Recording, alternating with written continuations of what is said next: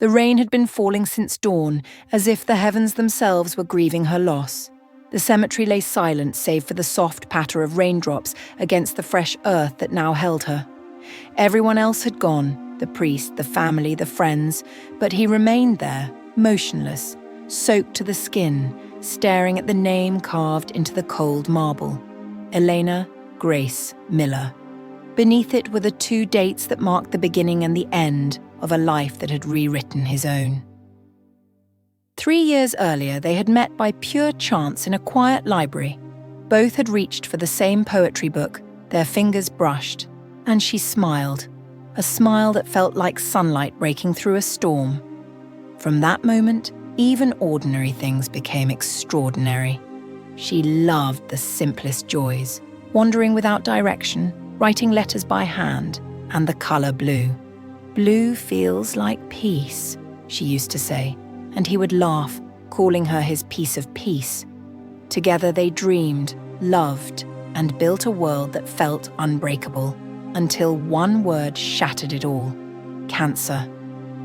It crept in softly at first, like a shadow on a bright day, but grew into a storm that neither of them could stop.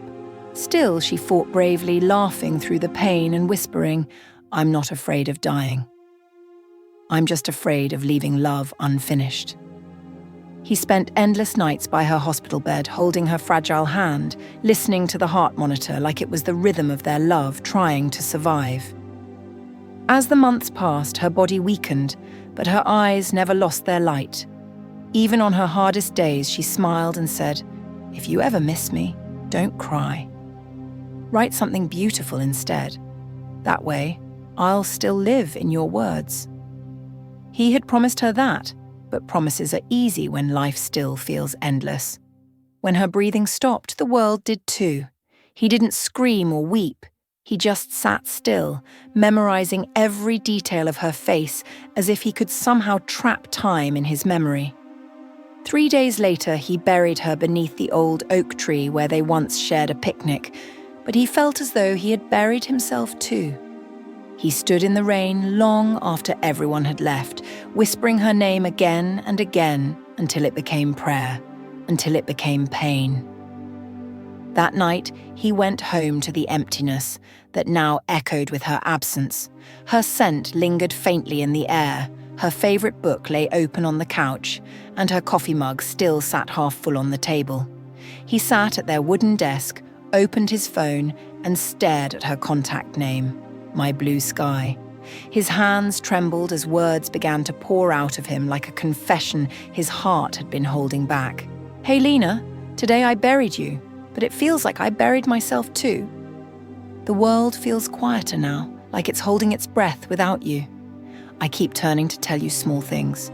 How your favourite song played today, how it rained the way you liked. You said forever isn't about time, it's about feeling. And I get it now. You'll always be my favourite feeling. Thank you for loving me when I couldn't even love myself. Sleep peacefully. My Blue Sky." He hadn't meant to send it, but his trembling thumb pressed the button anyway. The message disappeared, into silence, into nowhere, or maybe into somewhere she could still read it. The next morning, one of his friends came across the message and shared a screenshot online with the caption, "A love that didn't end with death." Within hours, it spread across the internet. Millions read it, millions wept. People from around the world said they felt his pain as if it were their own. Some said it gave them hope, others said it reminded them of their own lost loves. News articles called it the message that broke the internet's heart. Her grave soon became a place of healing. Strangers began visiting, leaving behind letters, flowers, and blue ribbons. Some left poems, some left apologies. And somehow her love, through his sorrow, had started healing others. Weeks later, he returned to her grave. The air was gentle, carrying the scent of daisies. He knelt beside her stone and saw hundreds of blue notes pinned around it, letters from people who had found comfort in their story. For the first time since she left, he didn't cry. He simply smiled and whispered, "Lena, you were right.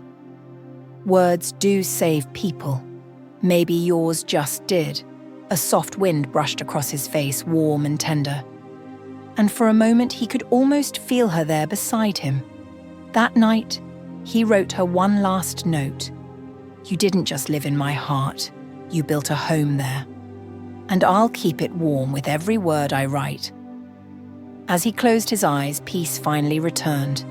He realized then that love doesn't die when people do.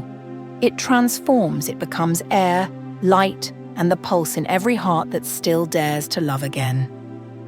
The message he sent after her funeral wasn't a goodbye.